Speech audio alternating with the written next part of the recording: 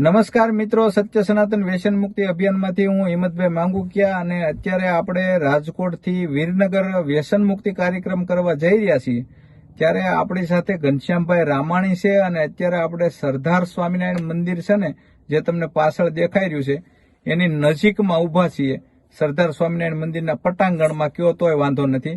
અને આપણે ઘનશ્યામભાઈ રામાણી પાસેથી થોડું જાણીએ કે કિસાનો વિશે અને પોતાના જીવન દરમિયાન એને આવો કેમ વિચાર આવ્યો અને એ કેવી રીતનું જીવન જીવે છે એના વિશે થોડીક આપણે ઘનશ્યામભાઈ વાત કરશે. તો ઘનશ્યામભાઈ, તમે શું મને વાત કરવા માંગો છો? હવે વાતમાં એવું છે સાહેબ કે હું આમ તો ગાય આધારિત ખેતી કરું છું. બરાબર. જે મારી ઘરની જમીન છે એમાં વાવવા રાખું છું, એમાં નથી કરતો હું કે એ ટેમ્પરરી હોય છે. બરાબર. અને બીજું કે ગાય આધારિત ખેતી કરું છું ને, તો એમાં લગભગ અમારા ગામના ઘણા બધા ખેડૂતો જોડાણા છે. અને એ જ રીતે મારી ફેક્ટરી રાજ સમઢિયાળા છે, 4000 વર્ષમાં ફેક્ટરી છે.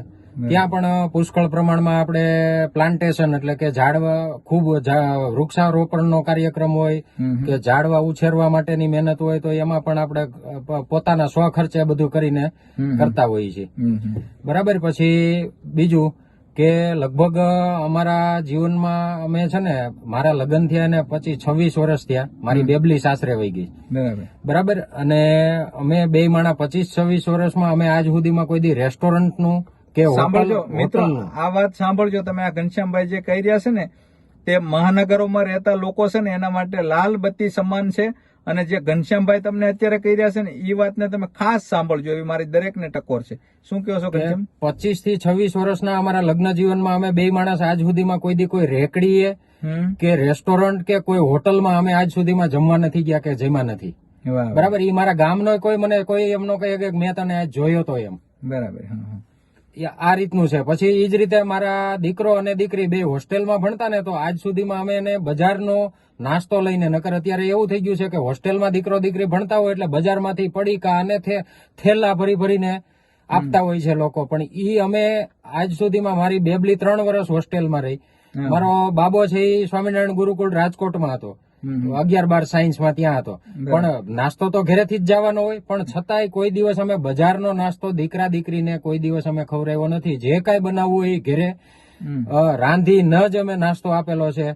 એ આજે તમને અનુભવ થશે. મારી ઘરે તમારું જમણવા છે ને, તો ત્યાં બાજરાનો શુદ્ધ અને સાત્વિક હશે. બાજરાનો રોટલો, રીંગણાનો ઓળો, શેકેલા મરચા અને ગાયનું દૂધ.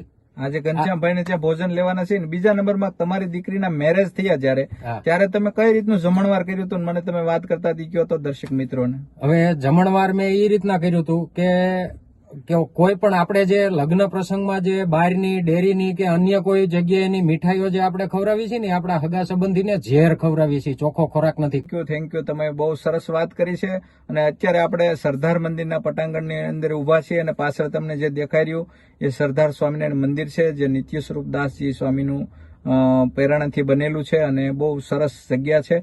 અને આજે અમે અત્યારે આ પવિત્ર જગ્યા ઉપર આવ્યા હતા. વીરનગર જતા રસ્તામાં આવ્યું એટલે અહીંયા ગાડી સ્ટોપ કરી અને ઘનશ્યામભાઈની વાત તમારી સમક્ષ રજૂ કરી છે. તમને સારી લાગે તો અન્ય લોકો સુધી શેર કરી, લાઇક કરી, કોમેન્ટના માધ્યમથી તમારા મંતવ્ય જણાવજો. ઓકે, અસ્તુ.